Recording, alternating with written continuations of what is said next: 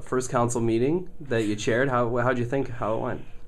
Not too badly. It's not like I haven't chaired meetings before, but this is a little bit more rigid. So I thought it went okay.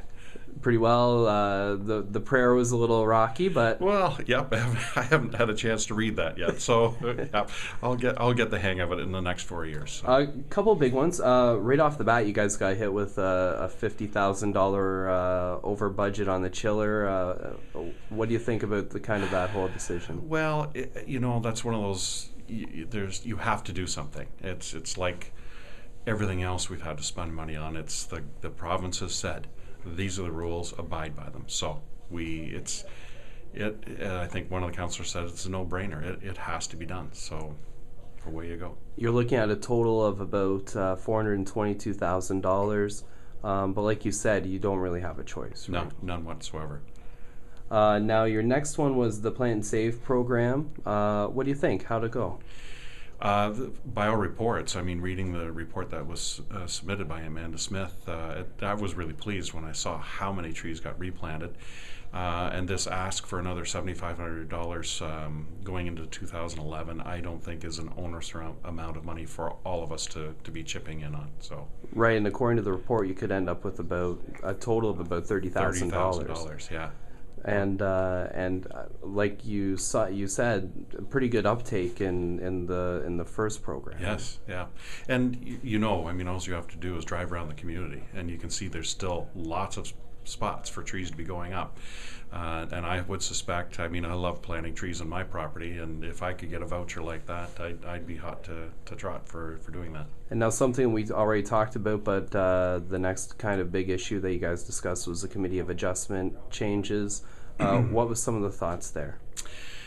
Just taking out some of the perception of political involvement in it. Most of the municipalities in Ontario either have no council members or as many as 2. We're sitting with 5 right now. 2 of us for the last 4 years, Rick Atkin and myself, were really sitting on the outside. And it was very uncomfortable, and I mean, you really weren't part of the process. So I think eliminating 3 more councillors out of there and bringing in general public should alleviate a lot of the decision-making problems that may have been faced in the past. And then you dealt with all of the committees and all the council appointments. Instead of getting into each one individually, for the people that maybe pay attention to the committees, how does it get decided what councillors will sit on which committees? Well, basically, I did it. I sat down with all the members of council, and I had spent time with them talking about them, explaining how council actually works and how these committees function, the ones that I knew well enough anyway. And I just, listening to them talk, they gave me indications of what their interests were, what their personalities were like.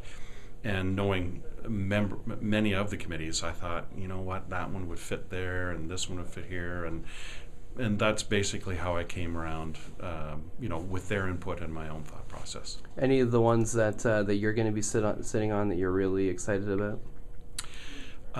You know what, I look forward to sitting on the BIA committee because of the CIP that I got pushed through council a year and a half ago, and make sure that comes to fruition.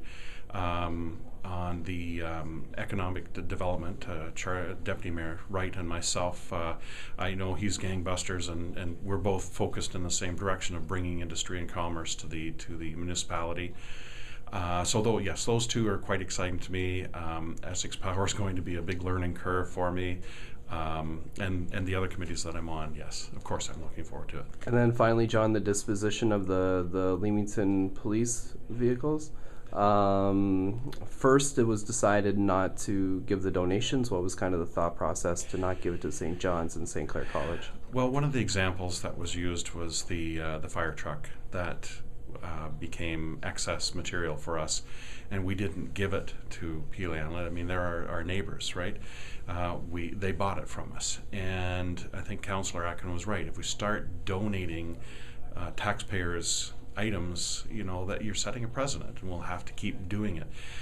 So I think we made the right decision. It's, not very Christmas of us, but it's the right decision. It's taxpayers that paid for these vehicles in the first place, and any money we can get back for it for the taxpayers is what we should do. Now you've got your first